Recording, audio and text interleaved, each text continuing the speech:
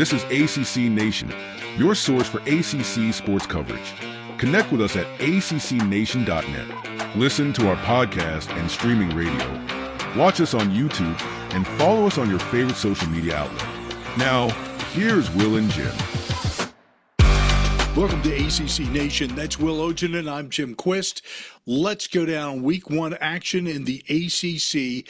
Before we get started, Will, a couple of major points that I want to point out to people, and I mean across the board. Number one, first thing to remember, this was the first game of the season, okay? First quarter, second quarter, maybe the first half as a whole.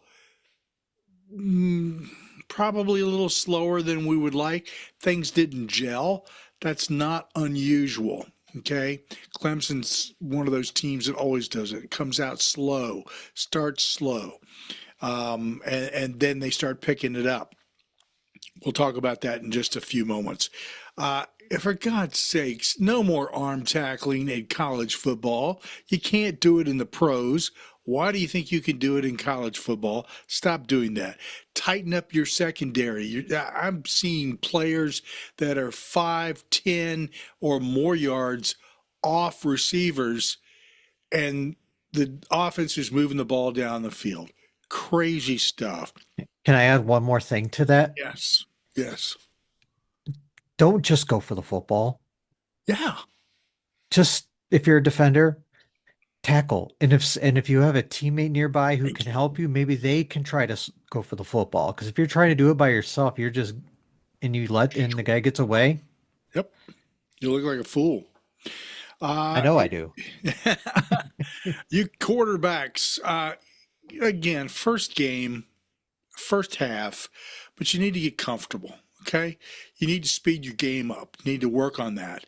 You can't be spending 3.5 seconds in the pocket still looking for people. Go through your progressions faster. Make that part of what you do every week that you can get better at. That's what the NFL is looking for. They're looking for somebody who can get that ball out 2.85 or less seconds in that pocket. You can go through your reads real quick. All right? That's one thing. And this is the other thing that has to do with quarterbacks. Stop telegraphing where you're going to throw the ball. My God, we can all sit there and watch you on a game and know exactly where you're going. Okay? Now, there are a couple of players that I saw, and I went through every single videotape of every game that's been played this week in the ACC. There are a couple players out there who are really good at not telegraphing where that ball's going. Kudos to you. You're going to be looked at seriously when it comes to NFL time. So let's get into all of these games in our week one review, Will, and then coming up later we'll talk about what's coming up in week two. And how some of those games may make a big difference in what's coming up. First of all, let's start out with this NC State over ECU, 24-17. Your thoughts on this game? Yeah, really, the thing that stood out to me is NC State looked great in the first half, not so much in the second half. Yeah. They didn't run the ball well, averaged out less than 3 yards per carry. CJ Bailey looked good. He had over 300 yards passing in this game. He had one pick, which, sometimes that happens. They did get the secondary didn't look good. They gave up 383 yards passing. But and you talked about it. They were not good in the second half. ECU was inside of NC State's 10-yard line with a chance to potentially tie or even win the game. Mm-hmm. But the NC State defense stood them up on a 4th and 1. Good on you. You can't have a sleepy second half like that if you think you're gonna win this week. Game of missed opportunities here. A middling offensive effort, other than as you point out, CJ Bailey looks good. I'm excited for where he's going to be going. Hollywood Smothers looks good, and there was one receiver whose name I didn't catch. Grimes, I think it is. I may be wrong there. But anyway, also look good. There's potential on the offense, NC State wise. Uh, this game should have been a blowout. There was a spread of 24-7 at one point, and then it ends up being 24-17. Come on. Yes, Wesley Grimes, you were talking. Yeah. He looked good on a couple of catches. There, like I said, NC State, and again, it's the first game, so I'm not going to be overly harsh on people here. Uh, Let me just say this: I think people are just losing their minds over some of these games. It's like, really, it's the first game of the season. It's not like we've got a preseason like the NFL or this extended practicing and everything that's going on that allows you to hit the field, playing at top performance. It just doesn't happen.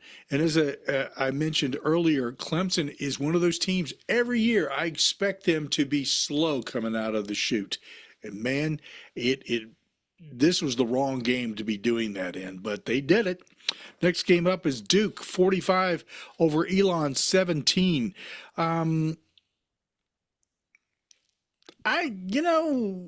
Duke is executing. I'm impressed with Mensa as a quarterback, and I think that there were some things on defense certainly that could be better, but overall the team is executing. Yeah, I mean, yeah, they got out of the gate really slow in this game. It was 10-10 at halftime. But then, sometimes you make adjustments in the second half, and that's all that matters. Duke outscored Elon 35-7 in the second half. You mentioned Mensa, 389 yards, 3 touchdowns. He was the least of the concerns for that game. He looked like he was the gem of the transfer portal. I mean, granted, it's Elon, but you want to see your team not half-ass it through a game like that. And Yeah, they half-assed it, I guess you could say. They finally woke up and used more than it in the second half. yeah. The yeah, oh, never mind. Uh, uh, so our next game. Um, Demon Deacons. Oh my God. Um, Wake Forest 10, Kennesaw State 9. You're talking about having a struggle for the remainder of the season. If you play like that, it's going to be one of the ugliest seasons that you had in a long time. I will say there's some bright spots. Again, I think every team that we had out there on the field had bright spots. But for some reason, this game was just like what you just sort of talked about. That second half just was like flat. It's like, what happened? Where did the team go? Yeah, that second half was, yeah, it was that game was hard to watch. And hi, I'm Will, and I admit to watching the entire Kennesaw State Wake Forest game, and I need help. Um, Yes, me too. yeah, so yeah, well, to be fair, Demont Claiborne was hurt very, very early in this game. He had like 3 touches, what I believe is his ribs. They had a couple carries, got hurt, and then came back, had another carry, and then just couldn't come back. His status for this upcoming week is still up in the air as of recording on Wednesday. Um, Yeah, like the difference in the game is Kennesaw State missed their PAT after a first quarter touchdown. That's really the difference in the game. I Yeah, mean, and it was quite shocking when I'm seeing our Wake Forest friends of the show and Cam and Connor talking about how this could be a very long year, especially if Ashford continues to play. Like, I mean, the stats don't look too bad, but it just felt like he looked a little lost, and I wonder how long it is before they try another option at quarterback. yeah. Um, yeah, that's going to be, I think, answered this week. To be honest with you, we'll see. If he doesn't get out of the rut by halftime, you may see it quicker, um, because there is that pressure. Coach Dickert is coming in. He wants to move this program quickly, and if somebody's getting in the way, sorry, you know, And I just think realistically, Wake Forest is just not a school where you can expect a 1 year turnaround. no, They're you just really not. They're just not in that situation. They're a long term thing. can't. It's going to take at least 2 to 3 years before Dicker can get what he wants. And if you're a Wake fan, you got to be patient. I mean, hey, what happened to Clausen his first couple of years at Wake? I mean, we used to make fun of them for bad they were running the football. And hey, look, not they weren't. It wasn't long ago that they made the ACC championship game. So you got to be Yeah. patient. Yeah, and I like what Dickert has done with Wake Forest. With the basic look, things have changed, and I like what I'm seeing. It's just not being executed very well, and some of that is just personnel issues right at this moment.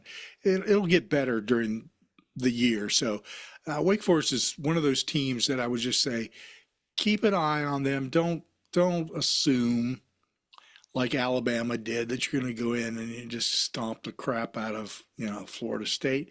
They found out otherwise.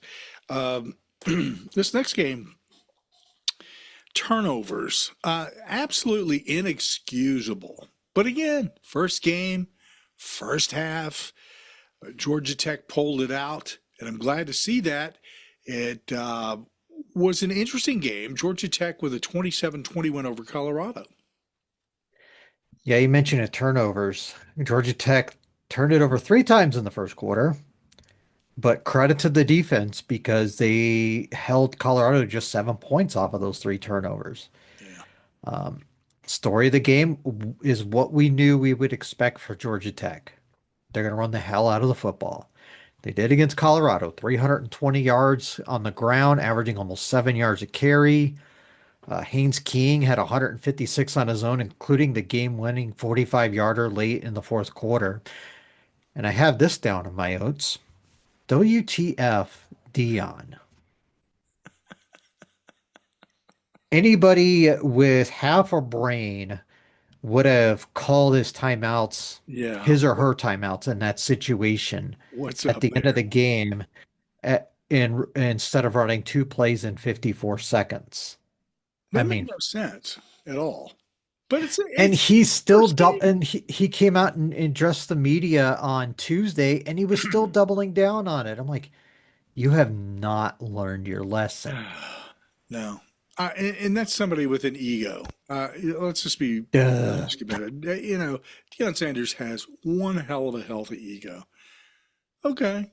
And sometimes it's very difficult for people who are at that level, ego wise. You could call him narcissistic. I think he probably is. It's very difficult for people like that to admit that they've made a mistake or that they could have done something better or that they could have learned from that. In this particular instance, I think that's exactly what we're dealing with. And, you know, so be it. Hey, I want to point out something.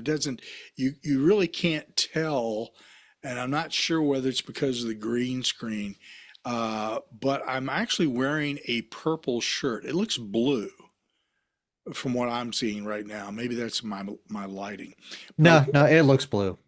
okay. It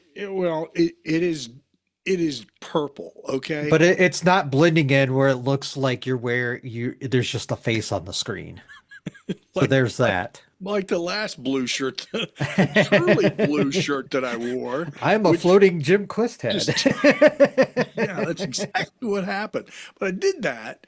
Uh, I did that for you because we're having our first of the year head to head between the Vikings and the Bears coming up here pretty soon.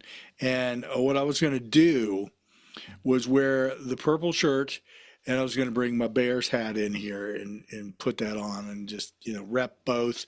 But I noticed that the color was not repping, and I'm going like, Boy, I'm bummed. I'm really bummed. So, I threw the hat by the wayside. So we didn't get either one of them. Anyway, moving on, Pitt over Duquesne. That was a bit of a snooze fest, 61-9.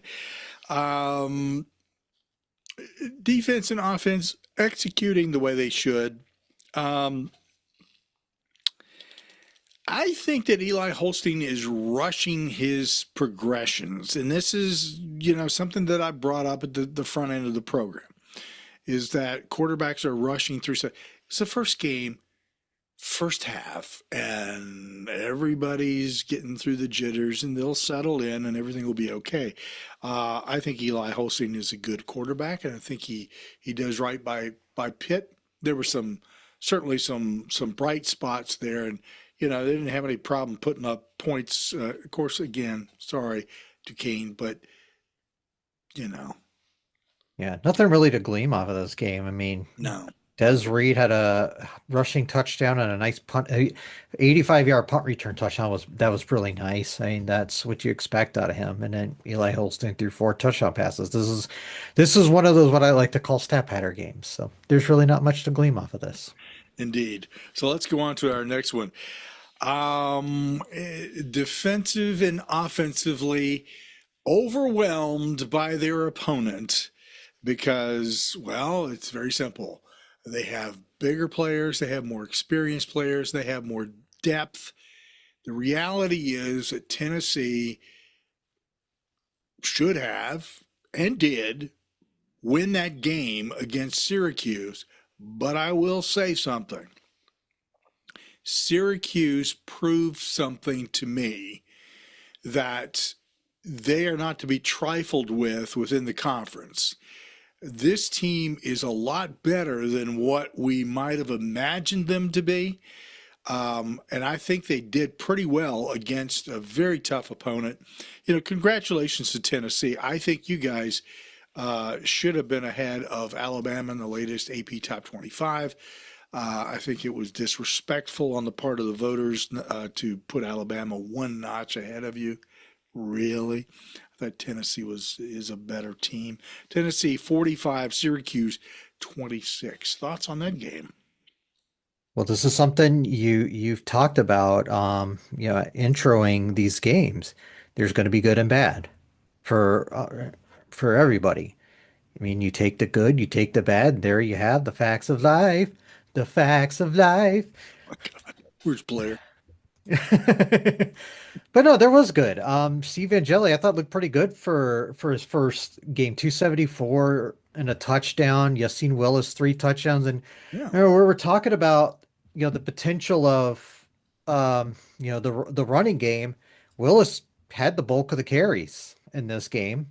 And he did fairly well. I mean, the offensive line wasn't great in this game. I mean, Angeli was sacked 7 times. So there was the bad. Obviously, the defense didn't play well. I don't know how much of that is just Tennessee is really good. This is one of those, it's a 1-game sample size, so we definitely need more. I just really think, and after my initial watch of the game, and then going back and looking at the highlights, that is just very clear. There's a weight difference, height difference, speed difference. Tennessee is the better team. There's just no doubt about that, right? So, but you got to give Syracuse kudos for the fact that they kept pounding all the way until the last second of that game.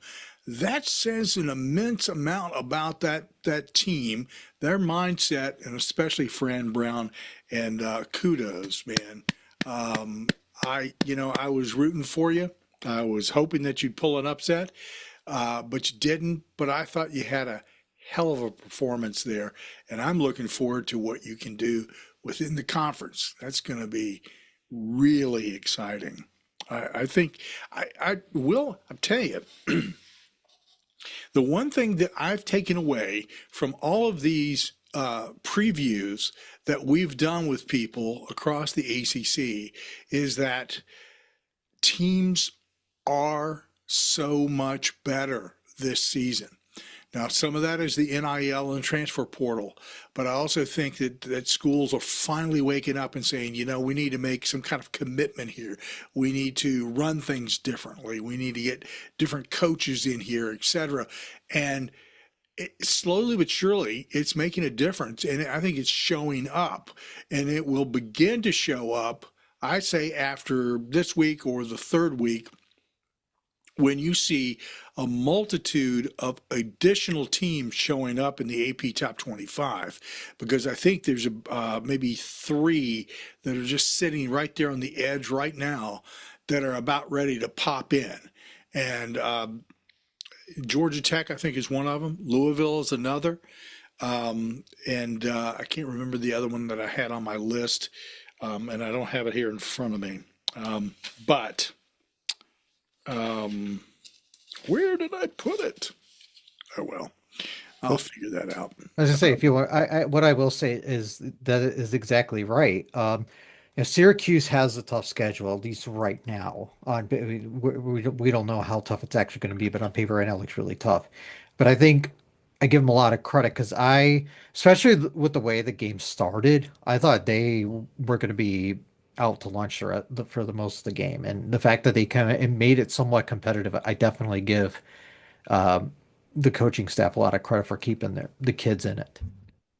The teams that are currently in the receiving votes category here, of course I found it. It was on a page I'd flipped over.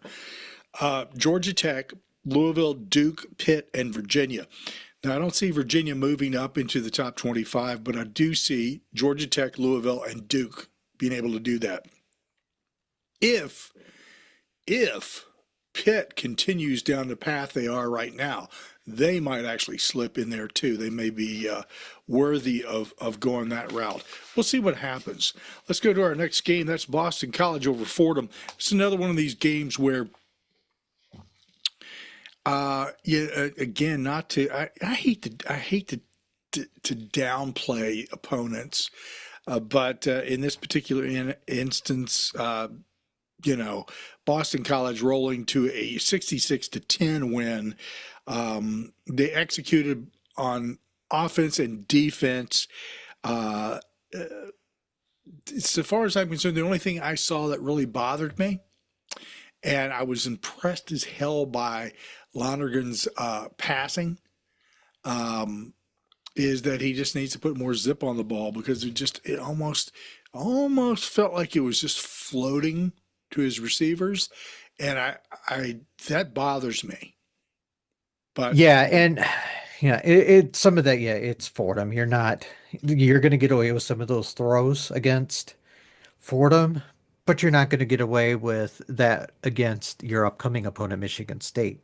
no, But still, the fact that he and Grayson James combined for 458 yards and 5 touchdowns, I thought was really impressive. And when we were just briefly previewing this game, we talked about, the rapport that James is going to have as receivers, and we found out, okay, Lewis Bond is his go-to guy. 11 catches, 138 yards in this game. That was the one thing. He did get hurt in this game. I did see he is expected to play against Michigan State on Saturday, so that's something to keep an eye out on. indeed we shall. The next game, another one of those. Okay, Louisville with a 51-17 win over Eastern Kentucky. I think they took the foot off the gas here, and they didn't run up the score big time. Uh, Louisville is more than adequately executing on defense and offense, and I think, folks, that as we get into the ACC schedule, look out. Yeah, that team is put together and is going to do some damage. And so, the neat thing, Will, is that I just feel we have a lot more top tier teams in the conference. I mean, yeah, maybe. I mean, we'll see. I need to see a couple of these teams play a little stiffer opponents to Sure. go fully in on that. Louisville being one of them. The reason being, I feel like, and this game went exactly how I kind of thought it would. It will be the way the season goes for them. As long as they can run the ball, they'll be great. Yep. If you have to put it in the hands of Miller Moss, that's where I have concerns. He threw two picks in this game. Yeah. Um, First game, I'm just saying, you I'm know. and I mean, like I said, he got benched at the end of the season last against you when he was with USC, and I need some convincing with him, and I've said that, but they have such a great ground game that they can utilize that to their advantage, and they have a good offensive line too, so they'll be fine as long as they can run the football. So last year, the Knowles stunk things up for everybody. They really disappointed the hell out of their fans. Um, but this game just it felt like there was something different going into this, and you really couldn't put your finger on it. Again, when we talked with Kurt Weiler about the Knowles, I just got this sneaking suspicion that maybe we ought to be keeping a close eye on this team this season. And sure enough, man, they came right out of the chute. I mean, right out and put it to Alabama. And look, I think that Alabama was overrated to begin with. That's not taking anything away from Florida State by saying that. I just think that you tend to give, as voters in the AP tend to give people with track records a lot of latitude. In this particular case, Alabama's had a hell of a track record for the last, 8, 10 years. And therefore, oh, well, we'll just assume that it's going to be like that. Well, so they were shocked when Florida State came out and just started pounding the crap out of them and made them look really bad. Um, and it's not because Alabama is a bad team. I think they're a top 25 team. I just don't think that they should have been rated where they were. Um, and Florida State is just a hell of a lot better. And they showed it. They demonstrated it. There was um, we we had some interesting discussions about Tommy Castellanos, going from Boston College to Florida State. And, you know, was I surprised? Yeah. I mean, pleasantly surprised at that offense. And that defense was just stout as hell. So, I mean, that was a fun game to watch. And plus, I hate the hell out of Alabama. I really do. Not the state, not the people who live there, just the school. Okay, that football program. I hate the hell out of you guys. And I really hated it when Saban was there. Much more so. DeBoer, who knows? He might not be there another couple of days, for all I know. Anyway, your thoughts, Will? So, um, where I expected Florida State to take the biggest jump forward this year was defensively, just because of who they hired, and that definitely bore out in this game. 3 sacks, 7 tackles for loss defensively. Obviously, we knew the offense would be a lot more different, and Castellanos is much more of a fit for this offense than DJ Uyunglele was. And where I'm kind of like, where let's put the brakes on this ever so slightly, is it's the first game, and when you're Gus Malzahn, how many months did you have to prepare for this? Like, you knew, like, when you have a guy like Castellanos, if you can give him plenty of time to prepare, he's going to be great. But I guess I just am concerned about the long term of this. Like, I think this is a fantastic win for Florida State. Don't get me wrong, I'm not trying to poo-poo it, but I'm just saying long term, let's settle down. Let's not automatically call them back yet.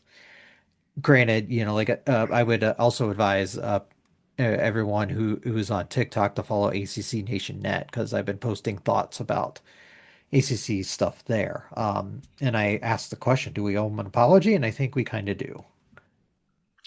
Um, I think it's reasonable to say that we should not be saying somebody's back, and we'll just take another Florida school and point to them and say, people have been saying for years that uh, you have been back, and you haven't been, but now I think you may be. But we'll see. I have a problem with somebody in Miami, and I'll let you know about that in just a second. Next game up is Virginia over Coastal Carolina, 48-7, final score there. The only thing that bothers me here is that I really didn't get a feel for how good or bad Coastal Carolina is. I was impressed as hell by the execution of Virginia's offense. Their passing game is killer. As long as that quarterback, as we mentioned right up front, you need to speed up your game and make sure that you go through your progressions rapidly. If you do that, you guys are going to be killer. Now on defense, you need some work. TBD. Yeah.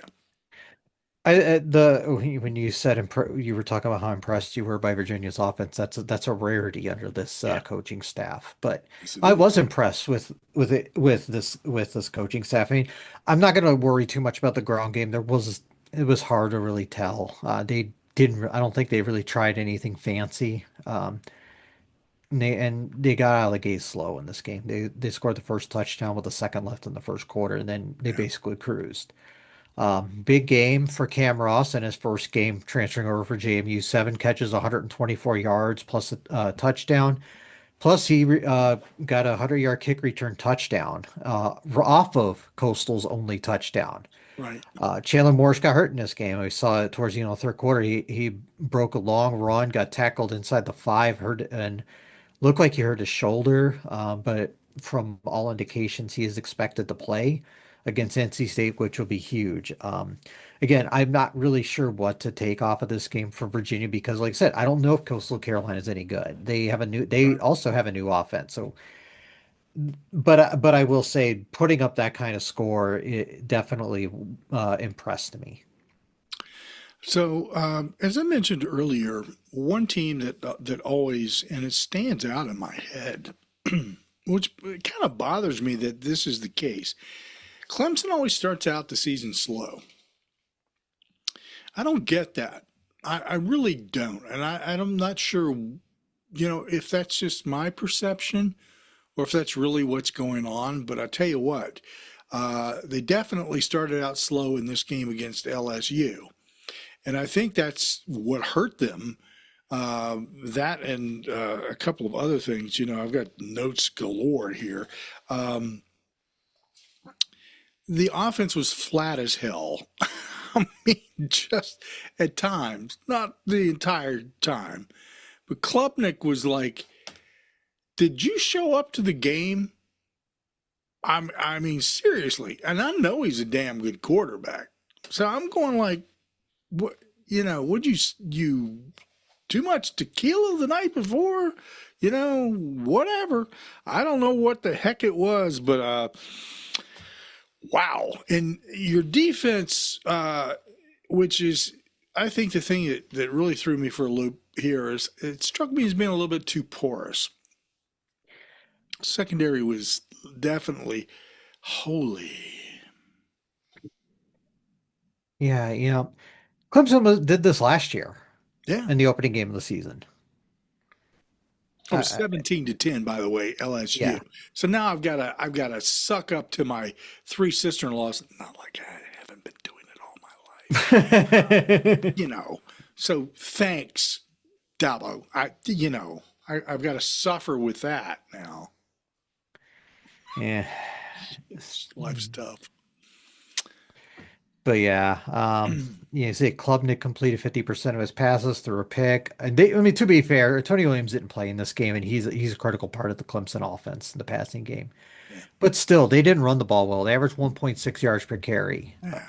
And yeah, LSU has a good defense, but I feel like you could have done better. I say the defense was okay. I think they do better. The fact that they held a high-powered LSU team to 17 points, I think, is a positive step. But this is, once again, there are questions about this Clemson offense, and it's what if it can, rebound from this. But what is, if they're in the playoff, which talent-wise they should be there, can they win a game? I just don't know. Yeah. We need to see this offense be a lot better. I think some of this is perspective. Um, Again, first game. It's like I don't know what to take away from some of these games. First game, you just see spots and you see some really good performances and you see some really bad, and you know that the coaches are going to be spending time going through all this stuff and correcting it, and probably going to see a completely different team in week 2 and week 3. So I'm not too concerned about where Clemson is going here. You're right. LSU is a stout team. 17-10. I think this game, aside from the loss for Clemson, and some of the murkiness of starting slow and all that crap, and it affected both sides. Don't get me wrong. I think both of these are solid teams. And I was very impressed by both sides. And it's really tough. I'm going to have to go find a trash can to throw up in to say something nice about Kelly. Anytime I do that, it's. um, but yeah, I mean, that's a good thing. Both of those teams are solid, and you go up against them, you're going to get a heck of a game. They're going to be in your face. They're going to be all over you. So, watch this tape, learn from it, and be prepared. Next up is SMU over Eastern Texas A&M, 42-13. Offense was solid. Defense not as strong as I expected. Yeah, again, this is one of those games you're not taking much stock of.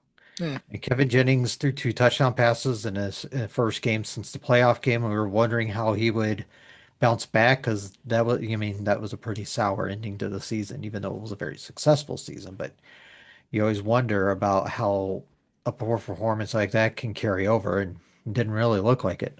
Romello Brinson, 7 catches, 121 yards, and a touchdown for the Mustangs in this game. And yeah, like I said, nothing really to take from this game. We'll worry about them when they get. We'll worry about them when they get more. We get more of a sample size. All right, so we have a team that's moving up in tiers here. As this is a team that I think, based upon this performance, won't be shedding as many tears. But Cal with a nice win over Oregon State, 34-15. Offense was solid. Defense held. They do need some tightening up in some spots, but first game, coach is going to go at it, look at the tapes, figure out what needs to be changed, and that will happen. Again, it's not a team that I would be, their opponent wasn't. Yeah. And we all expected Cal to win this game, even with the first start of the career of Jaron Kiawe-Sagapulotele. Yes, I've been practicing that.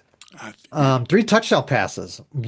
Completed his first 9 passes. Not bad for a true freshman transfer. Looked apart. Looked really poised.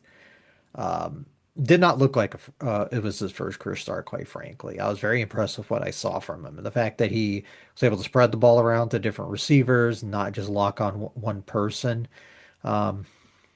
Yeah, at least for this season, I'm a lot more optimistic about Cal than I was before the season. So Yeah. A left-handed quarterback is a rarity, but one who throws sidearmed as well it is really weird to watch. as a There's left-hander, I always approve. yeah, there was another quarterback in I can't remember which tape it was on that was throwing stuff sidearm too, and I think that person was right-handed, obviously, but it was weird to watch. Like they're off kilter, and I don't know how they're getting as much zip on that ball as they are. It's almost like the ball is they're throwing a curve and it's going around some of the defenders to get to the receiver. Um, don't know where that came from, but man, your arm is going to hurt like hell when you're 40 years old, dude. So, uh, next up, South Carolina over Virginia Tech, 24-11. Defense kept them in this game. Um, Stop arm tackling. Doesn't work. Your defense is porous. The uh, secondary, oof. Um, the offense had its moments.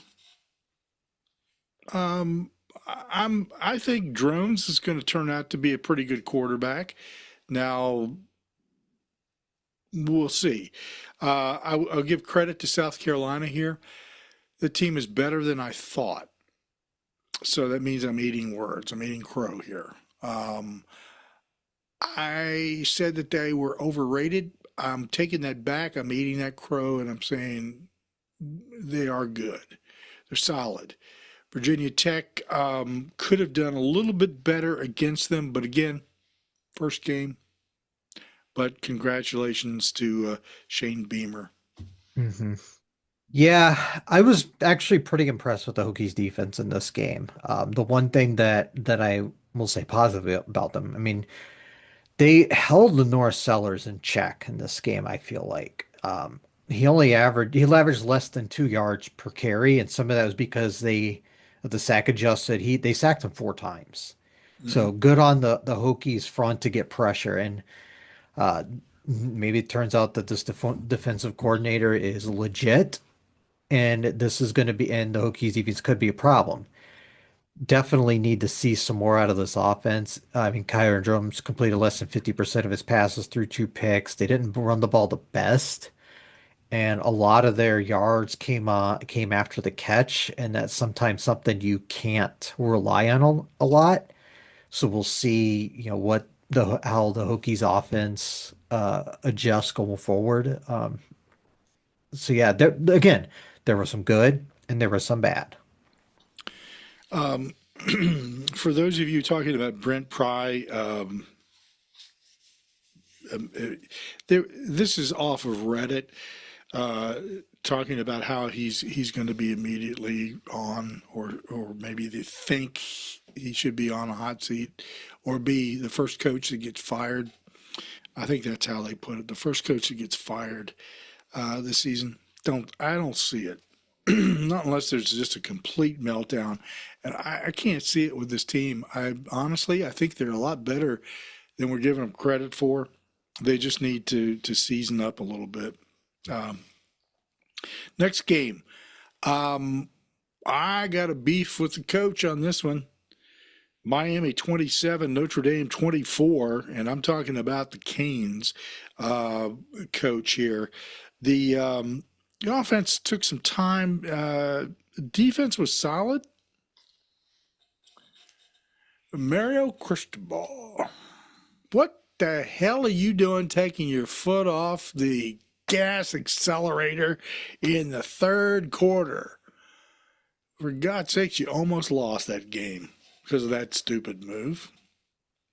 Should have been putting points up left and right, as many as you can get, because the Irish, they're going to come get you one way or the other. They're going to find you. That's funny the way you were talking about. Yeah. It's funny to me hear the national people talk about how well Miami played in this game, and I'm just sitting there like they were they were good. I didn't think they were that good. I still don't think they're. Oh, and I have made, I love Georgia Tech, and I think they're going to make it. I didn't see anything that made me change my beliefs in this game. I think Miami's good, but I think they're not that great yet. Carson Beck looked pretty good in this game. Yeah, I'll give Yeah, him that. yeah. I like the 205 offense. yards, 2 touchdowns. Malachi Tony, freshman, that he looks like he's going to be a problem. Yeah. But as you said, Jim, Mario Cristobal almost lost them the game. I mean, come on. And Really? and he's going to lose them a game this season. It's inevitable. This I is don't. just how it and we he is an A plus recruiter, but he is a C plus head coach. And I feel like if Notre Dame had a more experienced quarterback on the other side, they probably would have won. But man, Carr played like a kid who had never played in a college football game before. And guess what? And oh yeah, guess what? What's that? I don't know. And what I was going to mention too, I mean, some of this is also in Notre Dame for only giving Jeremiah Love 14 touches. Damn, He's what's going already on one of there? the best running backs in the country. What is he only doing? Only getting 14 touches. What's going on there? Yeah. Mm. Poor All play right. calling, not So, using your talent. yeah. Yeah, and again, this is a game that definitely was up for grabs in a scary way. Um, oh God, Miami. Phew. All right, let's get into Darth Hoodie. I promised I wouldn't use that again, but I am now. Um, I do it tongue in cheek. Here's the thing that look, Bill Belichick is what he is. He negotiated a deal. Bubba Cunningham said, "Yeah, sounds like a good deal. We'll sign you to this contract." He's come in, he's made changes, he's essentially rebuilding that program because, to be quite honest with you, I don't think Mac Brown ever really got it totally off the ground, um, which is a shame because I like Mac Brown. He's a good guy, but that doesn't make him the right coach at the right time. That might actually be the case again. But man, the media in North Carolina were eating Belichick up. I mean, just tearing him a new one. Now, here's the thing I think that got on everybody's nerves, and probably more so with um, certain media. Always blows stuff like this out of proportion from the standpoint of promoting.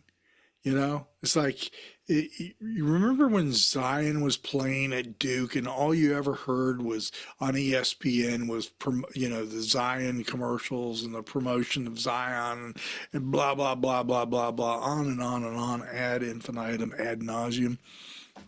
Well, this is the kind of crap that ESPN did with Bill Belichick, and it's okay. It's cool. You got this really well known, successful NFL coach coming to Chapel Hill to resurrect the program, get it on the right path.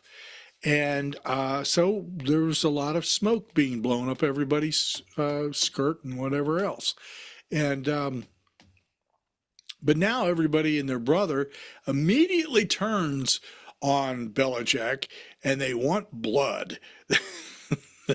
Basically, it's like, it's questioning everything from his contract to his girlfriend to does he even know how to coach football, yada, yada, yada, just on and on. All right.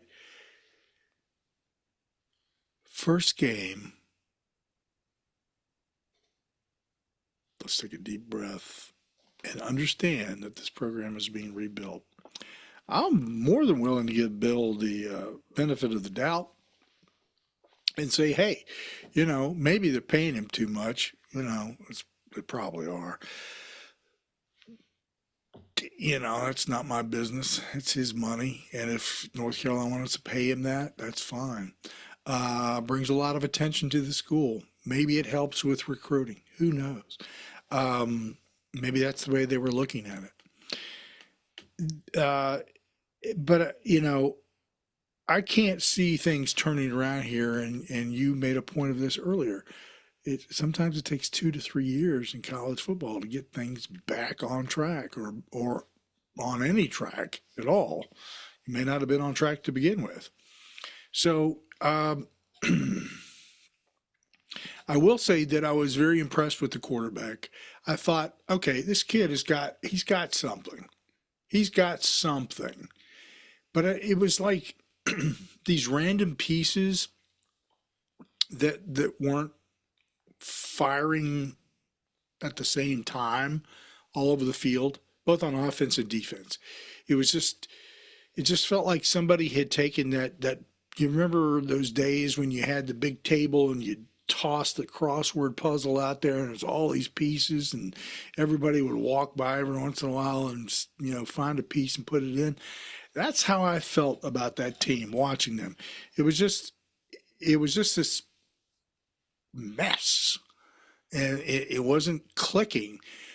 Now, if it does, fantastic. And then, of course, we'll all be eating our words again about Bill Belichick, about, giving him grief. Who knows? I, I, I'm willing to wait and see what happens. TCU is a hell of a lot better team. Showed that they were a hell of a lot better team. And man, I'll tell you what, I think TCU could have just absolutely blown them out of the stadium there, and they didn't. I think they really kind of held back in some instances.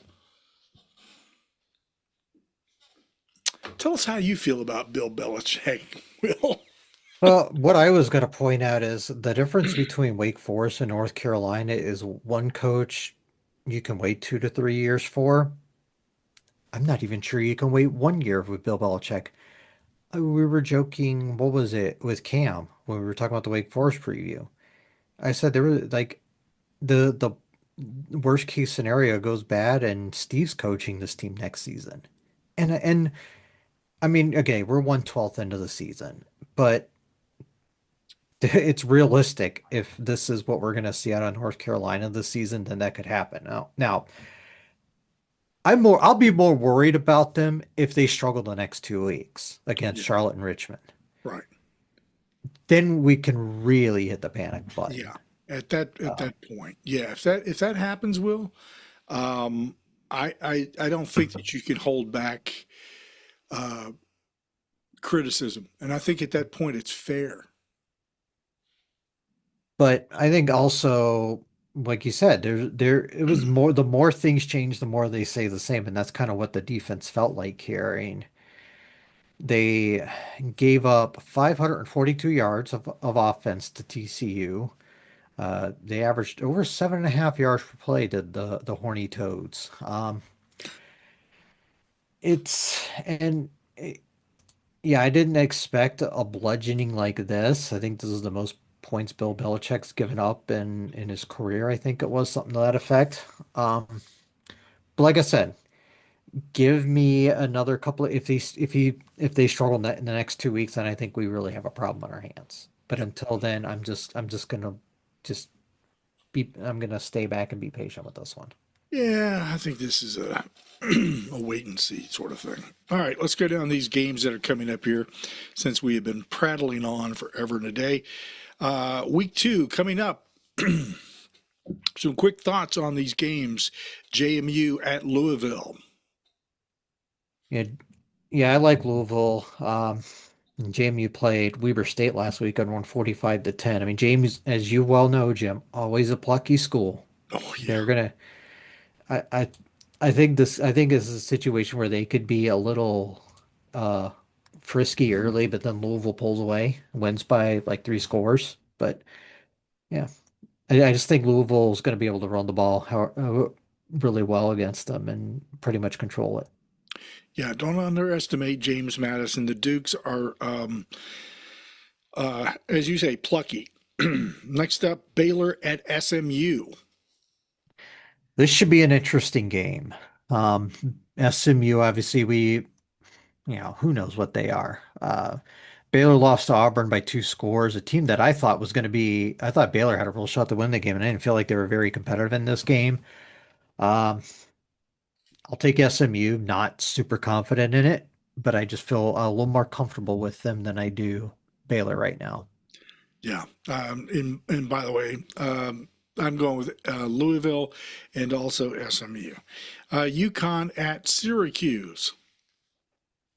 Yeah, I like Cuse in this game as well. Not super worried about them, quite frankly. Yeah, give me Syracuse.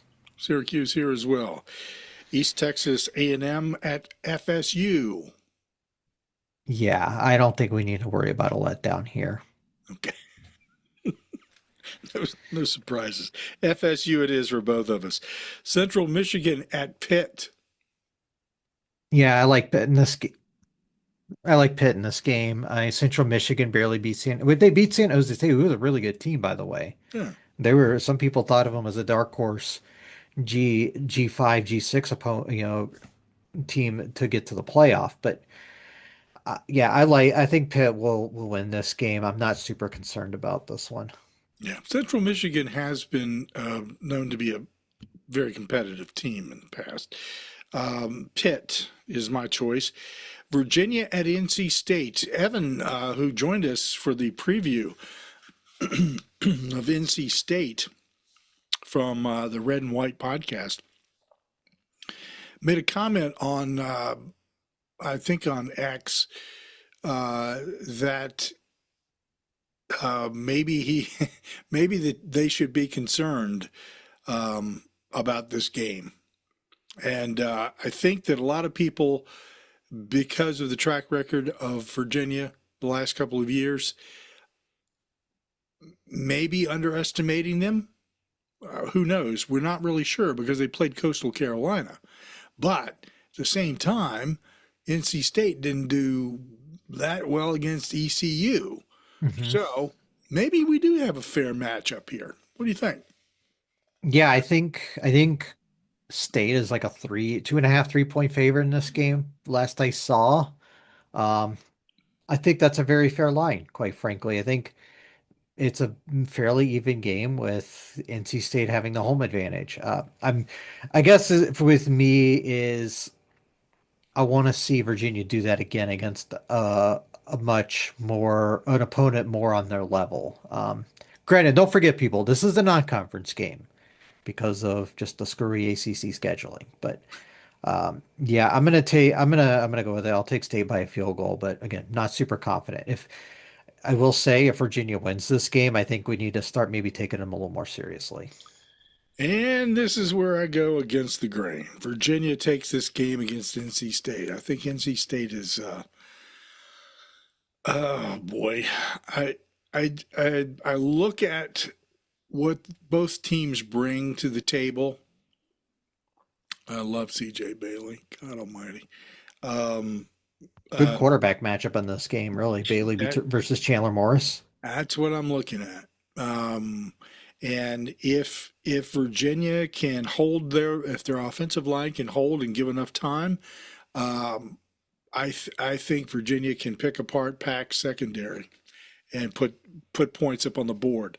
Now, on a defensive note, this may be one of those games. It's really high scoring on both sides. So, but I I'll could take see a Virginia. shootout, definitely. Yeah, yeah, that's just a gut feel. All right, next up is Western Carolina at Wake Forest. Phew, I have no idea. I'll take Wake. Again, not super confident about it, but yeah. I'll go with Wake only because um, I think the potential is there, and it's just a matter of Is it going to click? Is this the week that it clicks? So, all right. Troy at Clemson. Well, that's an easy one. Yeah, All right, Clemson should rebound, and I'm not sure if Williams is going to play in this game or not, but I don't think they'll need him. yeah, probably not. Gardner Webb at Georgia Tech. Yeah, Yellow Jackets just do not just one thing I would ask Georgia Tech in this game is please do not run Haynes King a lot. Yeah, I'm worried. I like seeing him so exhausted after that run against Colorado has me a little worried. I mean, they do need to lessen his load a little bit, and this would be the perfect opportunity to do so. yeah. Save your starting guy there. Texas Southern at Cal. Yeah, Cal. Cal. Yeah, I got GT and Cal there. North Carolina at Charlotte. Um, yeah, Carolina. I mean, if Charlotte was more competitive last week against App State, I would give them more of a chance in this game. But I think I think Carolina rebounds in this game. Yeah, I'm going there too. Bethune Cookman at Miami. Next. Miami. All right. This is an interesting game. Boston College at Michigan State. Yeah, definitely. Looking to see how what Boston College can do against a more superior opponent than Fordham. Again, this is one of those games where I think it's going to be close, but since it's at East Lansing, I'll take Michigan State. Yeah, I'm thinking it's going to be a lot closer than people would have imagined. Boston College is, I think, continually is underrated. Mhm. Um, Phew. I'm gonna Says call here for the weather forecast for East Lansing that night is going to be 58 degrees, so it feels very October-ish for a September week, early September football game. so I'm gonna go with Boston College in an upset. I think that'd be kind of cool, just for the sake of the ACC getting Yeah, a non-conference win over a Big Ten school, yeah, which isn't the only one, which we didn't get to the other one, Illinois Duke. that's right. That's right. Um, and we will. Mhm. All right, Vanderbilt at Virginia Tech. Mm. Hokies, but just because it's at Blacksburg, I feel like this is the first home game of the season for the Hokies. I think they rebound. I'm going with the Hokies on this as well. Stanford at BYU.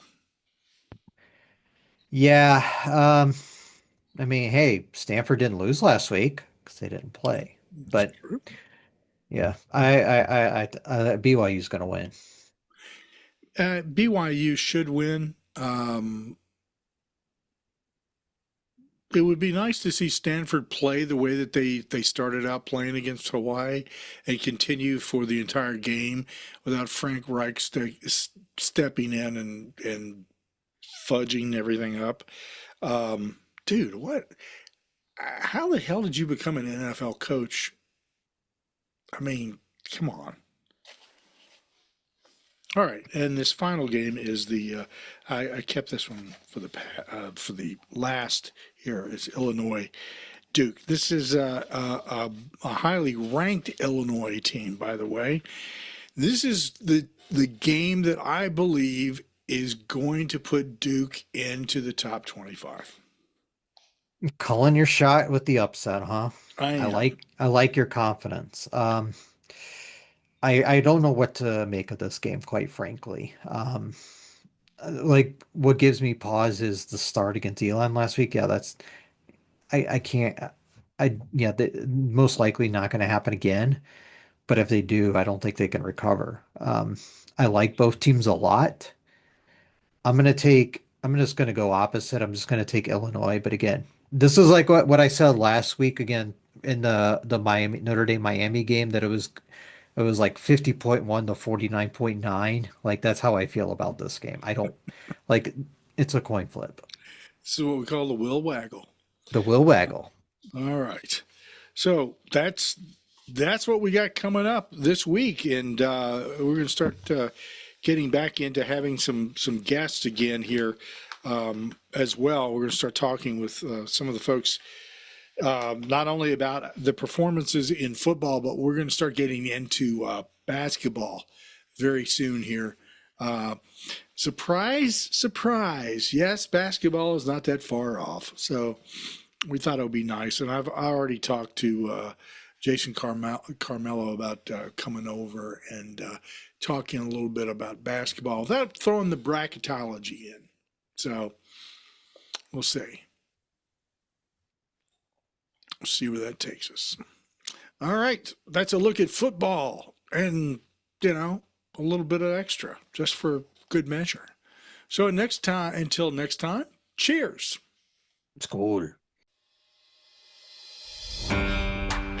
ACC Nation, your source for ACC sports coverage with Will and Jim. Be sure to like, subscribe, and follow us on our podcast, streaming radio, and YouTube. Connect with us on Blue Sky, Reddit, Instagram, Threads, Mastodon, Facebook, X, and LinkedIn.